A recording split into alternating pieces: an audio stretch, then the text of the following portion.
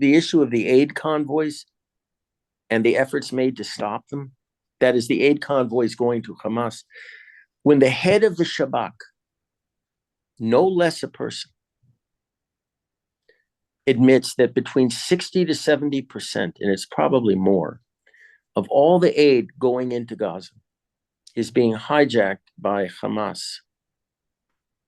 When he says something like that, and the army and the government, meaning Bibi Netanyahu and Gallant in particular, insist that those trucks continue to go through, what does this tell you? We are feeding and fueling the very people that are murdering our soldiers right now.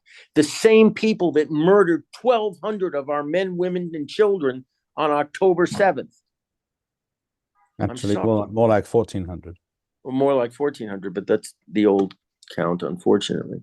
So when I hear this and I see the brutality that's being meted out to the reservists who are, trying to stop the convoys, and the civilians who are trying to stop the convoys. A good friend of mine, Sima Hassan, who is a patriot and a good person, she's the head of the Mothers of the Fighters organization. She was arrested. Excuse me, I want to ask everybody a question. When did you see such brutality ever inflicted on the left, that garbage, during the anti-judicial reform protests? When they blocked the Ayalon Expressway, quite the opposite. The police force assisted them in every way. Correct. The airport tried to stop the railroads. When the chief of police in Tel Aviv was a known collaborator of them, and Itamar Ben-Gvir tried to replace him, and Bibi, oh no, we can't have that. So here it is.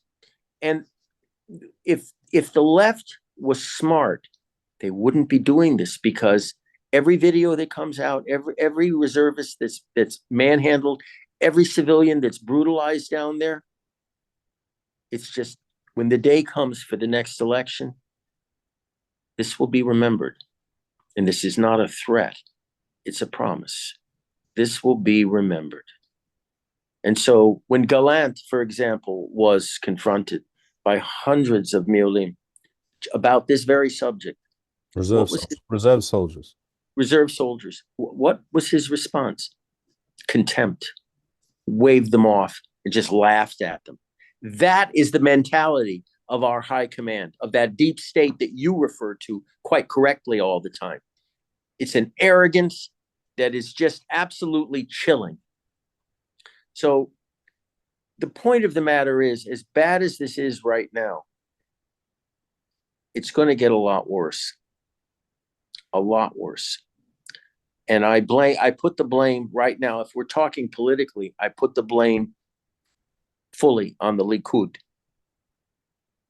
Because if the Likud as a party had the best interests of our people and our country at heart, they would get rid of the person at the top.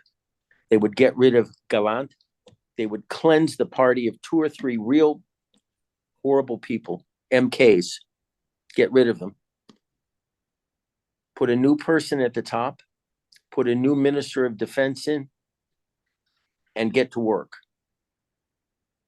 And by getting to work is victory. First and foremost in Gaza. Total destruction of Hamas, the expulsion in that strip. There are, in fact, the annexation of the land.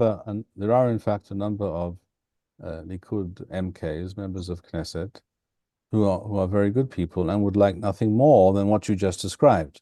Absolutely. But the Likud party apparatus and machinery is not in their hands. Actually, a viable scenario could be made where the MKs who descend from number 10 down, who know they're not going to have a job after the next election, they're the ones that actually have the power right now. They could very easily band together and present the sword, so to speak, to Netanyahu. There's the window. You can jump or be pushed. It's up to you. If they're not going to do that, then the party, as they say, is going to take a bath come the next election.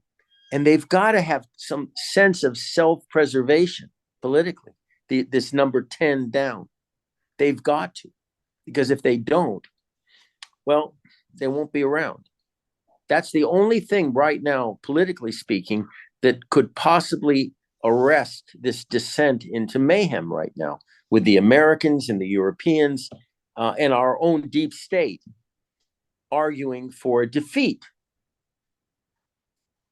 We've lost so many good people.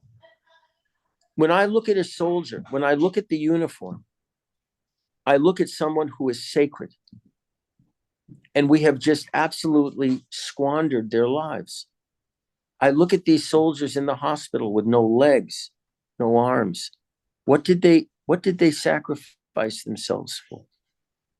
Funny, I mean, when I came home, I asked the same question, and I saw the rot that I fought for in the government, because that's who I thought I was fighting for, just as these men and women thought they were fighting for something. They lost limbs.